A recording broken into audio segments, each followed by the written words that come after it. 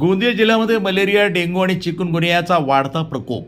आतापर्यंत जिल्ह्यामध्ये 305 मलेरियाचे, डेंग्यूचे 87 आणि चिकूनपॉक्सचे 51 रुग्ण आढळलेत. नागरिकांनी काळजी घेण्याचं आवाहन करण्यात आलं आहे.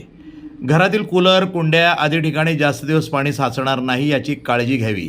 मात्र या आजारामुळे जिल्ह्यामध्ये सध्या एकही मृत्यू नाही. आता विविध रोगांनी ग्रासले असून गोंदिया जिल्ह्यामध्ये आतापर्यंत मलेरियाचे 305 रुग्ण आढळलेत. जिल्ह्यामध्ये डेंग्यूचे 87 रुग्ण आणि चिकुनगुनियाचे 51 रुग्ण आढळलेत. यामुळं आता जिल्ह्यात खळबळ माजली असून जिल्ह्यामध्ये आरोग्य अधिकारी यांनी नागरिकांना आवाहन केलं आहे की घरातील कूलर, कुंड्या, डबके यामध्ये पाणी साचले असं असल्यास ते साफ करावे. पाणी साचू देऊ नये. घरातील पाण्याच्या टाक्या किंवा इतर साहित्य यामध्ये पाणी जास्त दिवस साठणार नाही याची काळजी घ्यावी. आणि डासांपासून, प्रकोपापासून आपल्याला कशाप्रकारे बचाव करता येईल याची सुद्धा नागरिकांनी काळजी घ्यावी. आवश्यक असल्यास आरोग्य विभागाशी संपर्क करण्याचं आवाहन यावेळी जिल्हा आरोग्य अधिकारी यांनी केलं आहे. मात्र यामुळे जिल्ह्यामध्ये एकही सध्या मृत्यू झाला नसल्यानं हे दिसून येत आहे की आपल्याकडे मलेरिया, डेंग्यू आणि चिकनगुनिया याचे नक्कीच पेशंट्स आहेत.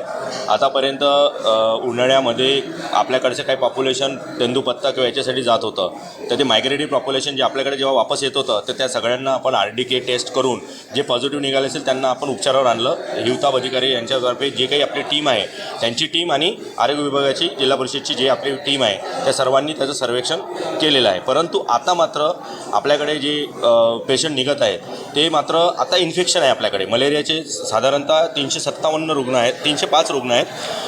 त्यामध्ये PF चे 233 आणि 72 हे PVचे आहेत.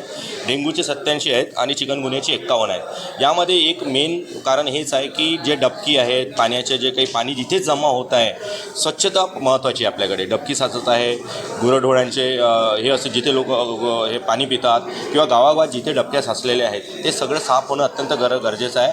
घरोघरीसुद्धा लोकांच्या घरी कूलर्स आहेत, कुंड्या आहेत, टायर असतात ज्यामध्ये पाणी साचलं असते. त्याच्यामुळे ह्या सगळ्या ज्या काही गोष्टी आहेत ह्या जर आपण म्हणजे आरोग्य विभाग तर काम करतच आहेत, परंतु मला जनतेला, नागरिकांना पण एक विनंती राहील की त्यांनीसुद्धा स्वतःची काळजी घेणं अत्यंत गरजेचं आहे. एक तर स्वतःची काळजी म्हणजे आपल्या घरी सगळं जे काही आपलं घर स्वच्छ ठेवावं, त्यानंतर मच्छरदाणीचा वापर करावा. दुसरं, आजूबाजूचा जो परिसर आहे तो साफ ठेवावा, पाणी साचू देऊ नये. आणि पाणी जर साचलेलं असेल तर त्यासाठी मलेरिया डिपार्टमेंट ऑलरेडी कारवाई करत आहेत. काही कुठे टेमिफॉस टाकत आहेत किंवा मग गप्पी मासे टाकत आहेत.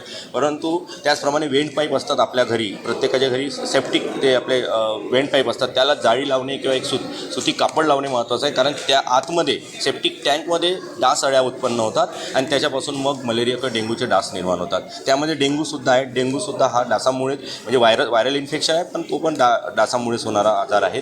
त्याच्यामुळे आरोग्य विभाग तर काम करतेच, पण नागरिकांनीसुद्धा जे आम्ही जे काही आजपर्यंत जाहीर पेपरमध्ये किंवा गावागावात जे काही सर्वेलन्स ॲक्टिव्हिटी सुरू आहेत, सर्वेक्षण ॲक्टिव्हिटी सुरू आहेत, त्या सर्वांनी जर त्या नियमाचं काटेकोरपणे पालन केलं तर नक्कीच आपण याला आळा घालू शकतो. यावर्षी थोडं मलेरियाचं प्रमाण जास्त आहे, पण आपण त्याला नियंत्रणात आणण्यासाठी आरोग्य विभाग तर तत्पर आहेच, पण नागरिकांनी सुद्धा यामध्ये सहभाग द्यावा एवढी नम्र विनंती. अजून सध्या तर तसा नाही आहे, कोणचा डेथ नाही आहे.